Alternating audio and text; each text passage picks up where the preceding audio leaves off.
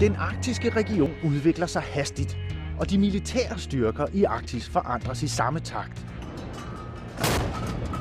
Klimaforandringerne gør de arktiske farvande langt mere tilgængelige, og det forandrer også flådestyrkernes rolle.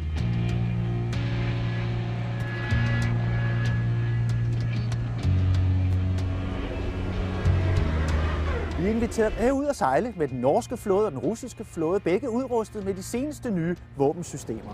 Alle udvider deres forsvar heroppe, deres militære styrker, nye skibe, nye fly, nye ubåde. Diplomaterne og politikerne siger, at alt det er nødvendigt for at bevare roen og orden her i det nye Arktis, hvor alle vil bore efter olie og gas og mineraler og sejle med fragtskibe og turister.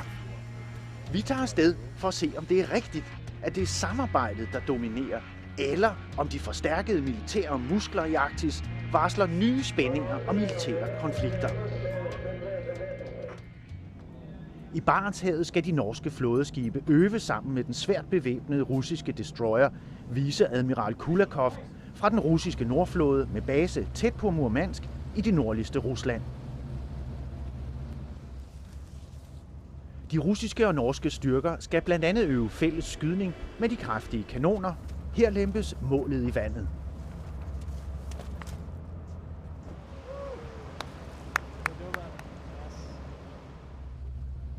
Både Norge og Rusland er optaget af at beskytte deres værdier i den arktiske region.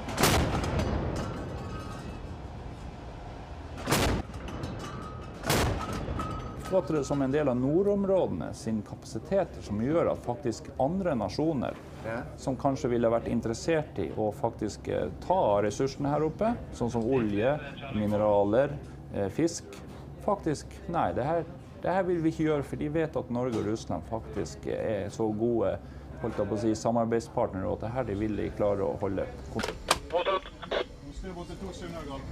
Så du ser den russiske nordflåde som en del af kapaciteten til at forsvare også de norske værdier i de her områder? Altså, det er derfor vi har disse øvelsene. Det er for å kunne samarbeide hvis vi får et oppdrag, begge nasjonene, om altså, vi ser at okay, vi kan faktisk be om hjelp derifra også, som vi ville ha bedt om hjelp faktisk fra våre alliansepartnere i vest.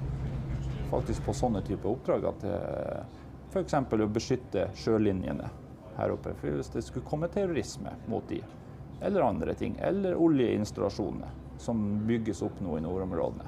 Da er det viktig at vi som nasjoner faktisk begge to viser at vi har et ønske om å beskytte det også. Nationerne har altså fælles interesser i Arktis, lyder det. Grænserne ligger fast, undtagen lige ved selve Nordpolen, og de arktiske stater har alle behov for at beskytte deres økonomiske interesser. Men den kanadiske ekspert her, Rob Hubert, mener, at der skal mere til at forklare de nye våben. Han har i årevis studeret udviklingen.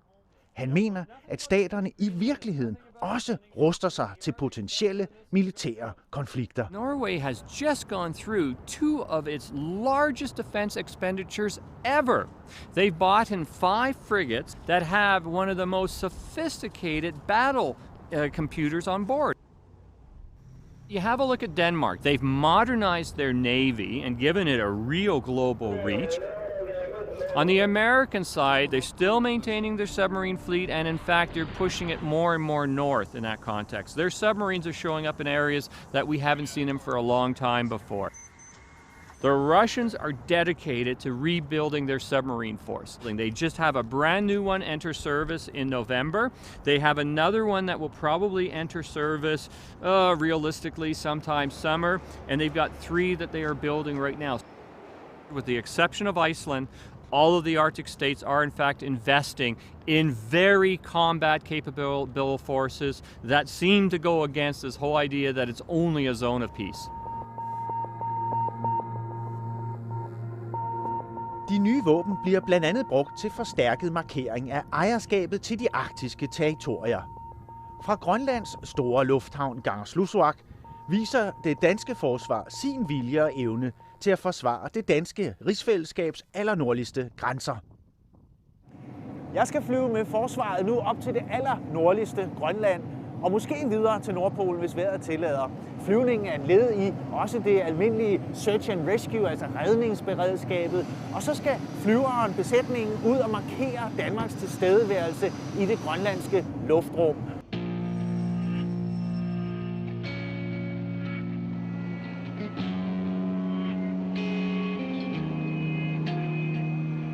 Undervejs kontrollerer besætningen for ulovligt fiskeri.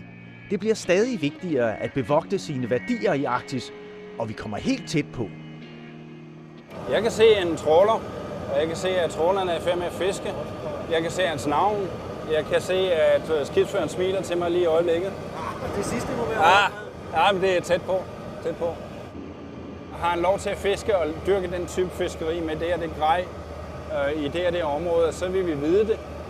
Og så kan vi konstatere, om det, han foretager sig, er lovligt.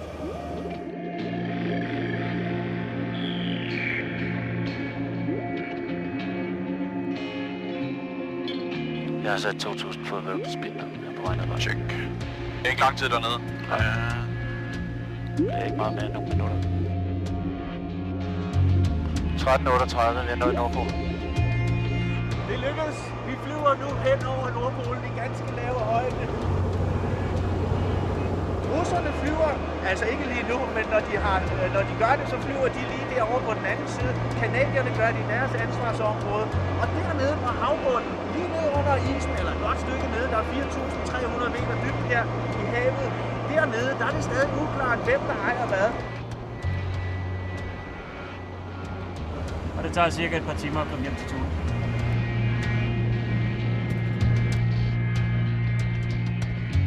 Det danske fly viser, at Danmark er klar til at markere sine yderste grænser, men det er også et stykke redningsarbejde. Alt er lige nu fredeligt i luften over Nordpolen, men sådan har det bestemt ikke altid været. Den vigtigste ting under den kolde krig, det var atomafskrækkelse. Og det vil sige, at de missiler og raketter, der var på hver side, henholdsvis i Sovjet og i USA, hvis de skulle beskyde hinanden med dem, så var det hen over Nordpolen, at raketterne og missilerne skulle flyve. Her i Thule ligger stadig en stor militærbase. Under den kolde krig var det en af USA's allervigtigste militære installationer. Den amerikanske base her i det allernordligste Grønland blev bygget i 1951. 2 år forinden havde Sovjetunionen udviklet sine egne atomvåben, og så sejlede amerikanerne 10.000 mand herop, og så var den kolde krig for alvor i gang. 82 ships carrying a cargo valued at $125 million. Cargo from the freighters was swung onto Navy landing craft manned by over 1,000 seamen. The job was to build a giant airbase for our largest long-range bombers high on the northwest coast of Greenland at a tiny settlement called Thule. We cannot read the minds of those dark and shadowy figures who brood on war and conquest. But perhaps the thought of this colossal airbase has caused them to falter in their plans for aggression. Thulebasen har siden 1950'erne været det vigtigste amerikanske forsvarsanlæg i hele den arktiske verden. I dag er det kæmpe radaren her, der er det helt centrale. Den kan se 5.000 kilometer derop over det arktiske ocean, hele vejen til Rusland. Den kan se ud over det hele Nordatlanten dernede. Og den fungerer som et advarselssignal, hvis man skulle opdage indkommende fjendtlige missiler, for eksempel fra Rusland eller fra en potentiel ny fjende i Nordkorea. Den bliver hele tiden opdateret, moderniseret, ny teknologi bliver inkorporeret, og nu er den næsten væk. Den er så effektiv, at det elektroniske signal også lige nu går ind i vores udstyr. Det er derfor, man kan høre sådan en kratten lige nu. USA og Rusland er ikke længere på direkte kollisionskurs. Men Arktis er stadig base for nogle af de store magters allervigtigste våben. Våbnene i Arktis kan derfor komme i spil, hvis en konflikt skulle opstå et andet sted på kloden, og hvis nationerne for alvor føler sig truet. The way that the Russians understand to prevent any future Napoleons or Hitlers from ever attacking Russia again is to have a nuclear deterrent. You attack us, and we will launch nuclear weapons against you. For the Americans, the defense against a nuclear attack by a rogue state such as North Korea is a core value. It's from the Arctic that both Russia and the United States are increasingly basing their core protection of their territory. The intent of cooperation has been ideal. Russians like talking to Canadians, Canadians like talking to Danes, Danes like talking to Norwegians. On that front, the cooperation has been a model for the international system, and there is no question that nobody is thinking about direct conflict against each other. The problem is that you have core security values of the most powerful states that are based in the Arctic that will spill over when those values or interests are threatened, and then all of a sudden all this goodwill will evaporate very quickly. Faren er altså, at konflikter andre steder på kloden spreder sig til Arktis. Lige nu fokuserer nationerne dog på samarbejdet. I Barentshavet på den norsk-russiske flådeøvelse fortsætter de tillidsskabende foranstaltninger. Nu gælder det en fælles redningsøvelse. Så er havariøvelsen i fuld sving, og nu er russerne på vej. Det er det hele går ud på. Essensen af hele denne øvelse at se, om man kan få kommandovejene, detailinformationerne over på den anden side, så det hele fungerer. I will show you on the fire plan where the fire is. There we have fire. And on the storage behind the fire. Down the ladder and back. It's smoke and one missing person left. Two missing person left.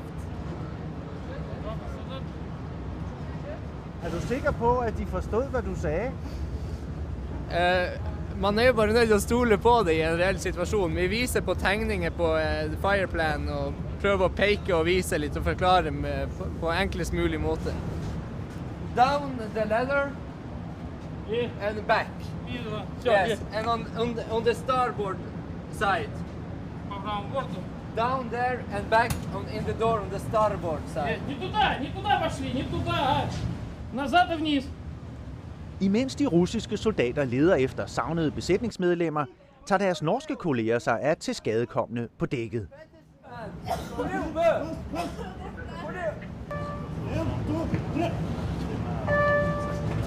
Det som vi håper at de skal klare, det er å prøve å koordinere det sånn at de kan samarbeide både inn i røyksonen og med det skadede personellet vi har. Russian? Yes. Speak English? No. Okay. Er du med oss? Just lay her down.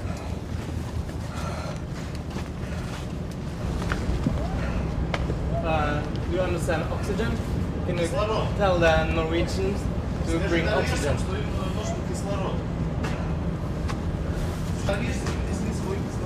Vi må ha oksygenet. Ja, bare for noe forbrenning her og ikke våken, men noe puste i hvert fall. Ja. Do you have a status? Status on the fire? No fire? No. And smoke? No smoke. A little bit? Вентиляция нужна. A ventilator, yes, you're going to ventilate the smoke out. You were very efficient when you found the missing person. You were very fast to get the person evacuated. Samarbejdet på dette praktiske niveau udbygges dag for dag.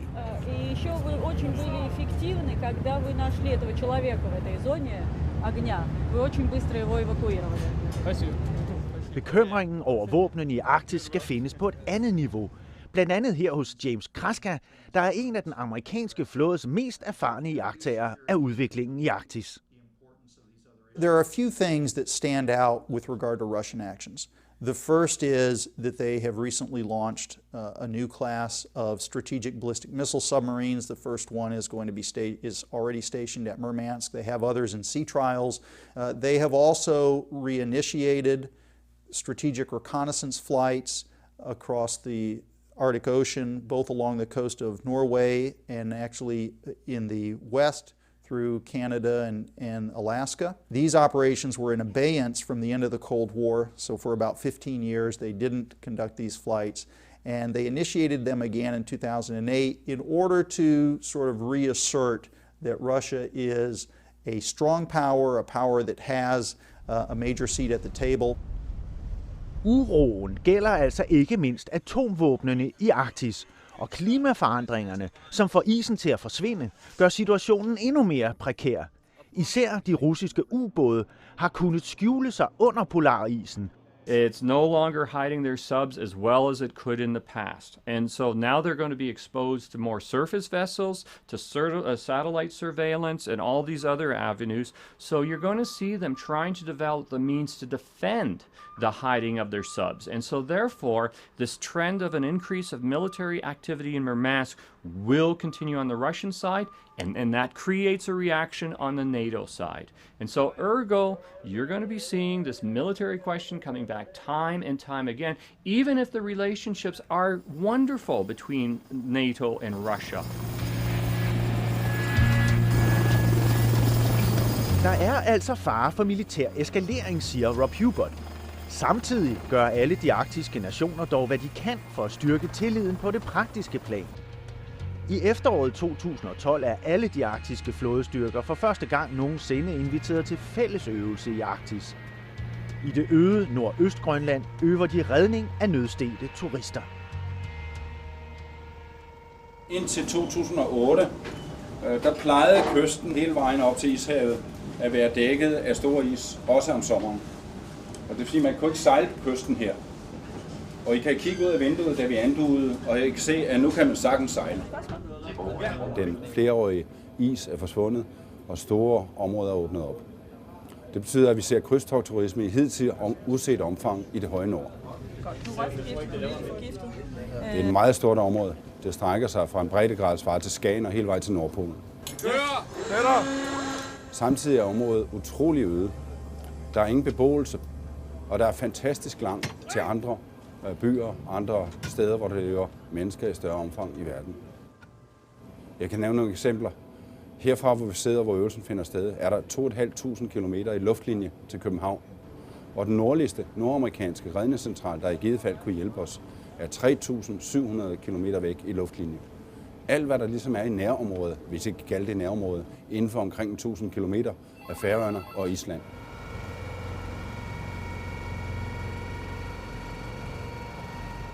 Eftersøgningen af det forsvundne krydstogtskib ledes af inspektionsfartøjet Ejner Mikkelsen. Hvis at ulykken er sket derude, vil vind og strøm føre dem ind mod kysten. Vi dækker i øjeblikket i den her eftersøgning et område, der er langt større end Danmark. Styrbord til den vej over her. Du kan tage det tynde derovre. Ja, det er tynde her. Ja. De her krydstogtskib, det sidste kendte position er fra klokken 6 i morges, og nu er klokken ved at være 21. Vi vil omkring ved midnat være færdige med det første område her. Så går vi ned og regner. Så har man regnet frem til, hvor vil den så være, hvis I ikke har fundet den i det område. Så vil den være nede i den næste kasse hernede, og så rykker vi så skibene herned og leder. Efter 2 dages eftersøgning lykkedes det at lokalisere det forsvundne krydstogtskib, som nu viser sig at være tæt på forlis.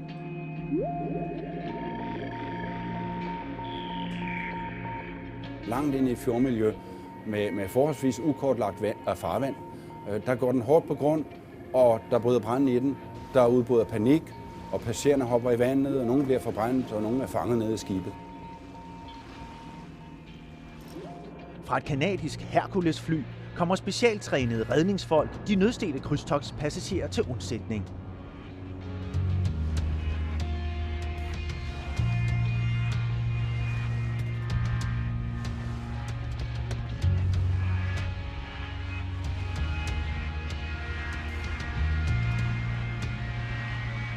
Islandske og danske redningsfolk skal med avanceret lytteudstyr forsøge at lokalisere forsvundne passagerer i skibets indre.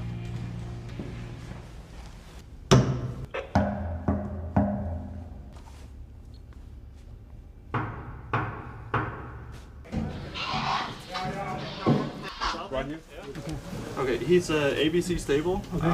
He's confused.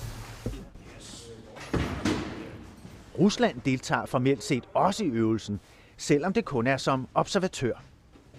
Det jeg håber på, det er den type øvelser medfører, at vi også lærer hinanden så godt at kende på fornavn. At den dag jeg har brug for hjælp, og den hjælp den ligger lige på den anden side af ishavet, så kan jeg ringe til Igor derovre, stort set på fornavn og bede om hjælpen, uden at jeg skal have godkendt igennem Moskva. Samarbejdet til vands, til lands og i luften drager Rusland og NATO-landene tættere sammen. Ifølge Michael Byers, en af Kanadas førende kendere af den arktiske udvikling, er dette samarbejde led i en nøje gennemtænkt strategi. We have seen some of the diplomatic cables that were sent by the US Embassy in Moscow back to the State Department in Washington. And some of those cables talk about Russia and the Arctic and describe the Arctic as an excellent area to promote cooperation between the United States and Russia. It's almost as if the Arctic has become a new laboratory for international cooperation. And most remarkably, all this cooperation is taking place across the old Cold War divide between Russia and NATO countries, cooperating on search and rescue, cooperating on a treaty on oil spill cleanup. This is big stuff. Thank you. Thank you. Thank you. Yeah. Her i Tromsø i det nordligste Norge mødes hvert år midt i mørketiden over 500 politikere, diplomater og forskere for at udvikle det, Michael Byers altså kalder et samarbejdslaboratorium. Det är ju rätt så tillvida att vi gör någonting nytt. Här etableras en ny typ av samarbete i ett område som tidigare var ju en frontlinje i det kalla kriget. Och nu är det istället ekonomisk verksamhet, det är kryssningsfartyg, det är urfolksrättigheter, det är juridiska svårigheter, det är gruvdrift, det är olja och gas, det är den typen av fredliga samarbetsfrågor som dominerar. Som folk flest tänker. Jag är alldeles övertygad om att detta är en del av världen som kommer bli av starkt ökad betydelse och starkt ökad intresse under kommande decennier. Samarbejdet får hele tiden nye udtryk. De 8 arktiske regeringer benytter lejligheden i Tromsø til at indvie et flot ny hovedsæde for deres politiske samarbejdsorgan, det Arktiske Råd. This is a very special day, a very important day in the history of the Arctic. Da ministrene mødes, er det desuden mindre end et år siden, at en helt ny grænse mellem Rusland og Norge trådte i kraft i Barentshavet efter årtiers strid og meget vanskelige forhandlinger. Det handler om, hvem der ejer fiskene, olien og gassen i havet. Vi har i 40 år forhandlet med først Sovjetunionen i 2 tiår og så Russland i 2 tiår for å bli enige om hvor delelinjen mellom russisk økonomisk zone og norsk økonomisk zone skulle gå. Og etter 40 år så lykkes vi, og vi fikk en løsning. Og jeg tror det som skjedde var at også russerne innså at det var bedre for dem å ha en løsning enn å ha et evig uløst problem. Det tok vekk noen problemer og åpnet noen muligheter for både dem og oss. It's almost a frenzy, a huge rush of cooperation that's taking place right now. Now the unfortunate thing is that cooperation doesn't tend to sell a lot of newspapers. But the answer, the honest answer is that the Arctic is probably the most progressive and optimistic part of the world right now. Samarbejdet udvikler sig hele tiden. Det rydder problemer af vejen, men ifølge Rob Hubert er våbnene i Arktis stadig bekymrende. There is great understanding in terms of diplomatic cooperation. There's great understanding on scientific, and there's a really good understanding on the interpersonals. The issue that we do not want to face are the hardcore security issues. That is where we haven't seen a willingness to create the same type of institutions that allow the ongoing dialogues that we've had in all these other issues. What you need to do is make sure that everybody is talking. So the Icelanders can say to the Russians, why are you overflying us? Or the Russians can ask NATO, why are you holding this huge operation called Cold Response, where you got 16,000 NATO plus other people right on our border? That makes us nervous.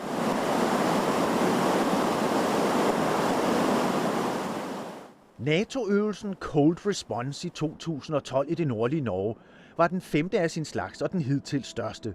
Den fandt sted tæt på grænsen til Rusland.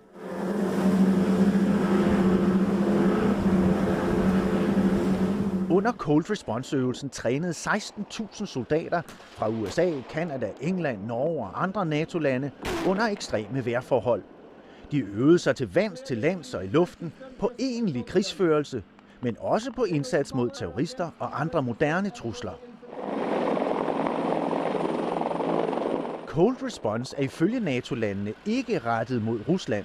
Det er en generel træningsøvelse, men gamle modsætninger spores hurtigt under overfladen. Russia has really been at the leading edge of sort of pushing the boundaries, and so not to cast blame about which one is occurring first, but certainly I think that NATO and Partnership for Peace exercises are in partial response to Russian activities in the Arctic. If this reciprocal activity in the Arctic continues, where will that take us? If it continues, then the Arctic could become militarized, absolutely. And what would that mean? It would mean that there's greater tension, that there's a greater possibility of inadvertent conflict, that you would have a greater likelihood of some sort of miscalculation, higher chance of war. Are we seeing an arms race in the Arctic at the moment? I'd have to say no. The evidence suggests that we're seeing bits and pieces where the potential for arms race exists. Have we reached it in 2013? I'd have to say no, not yet, but that we could very easily slide into one.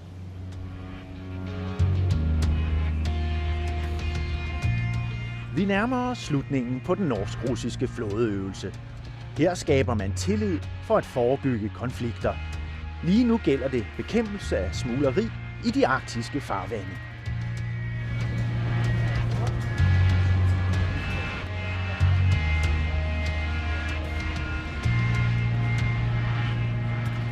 There's nothing wrong, I assure you.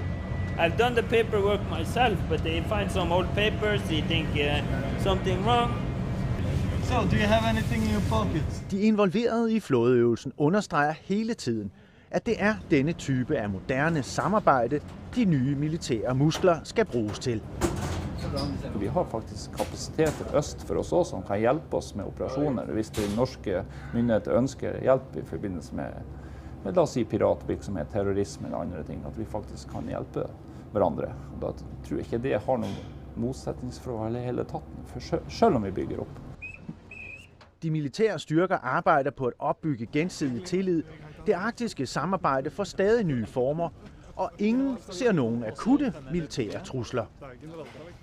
Are you at all scared that a war will break out in the Arctic, let's say within 20 years from now? I am not the least bit afraid of a war in the Arctic starting. What terrifies me is a war starting elsewhere that then spills into the Arctic, and because of the existence of the multiple weapon systems that are there, that it then spreads and then basically inflames the Arctic region.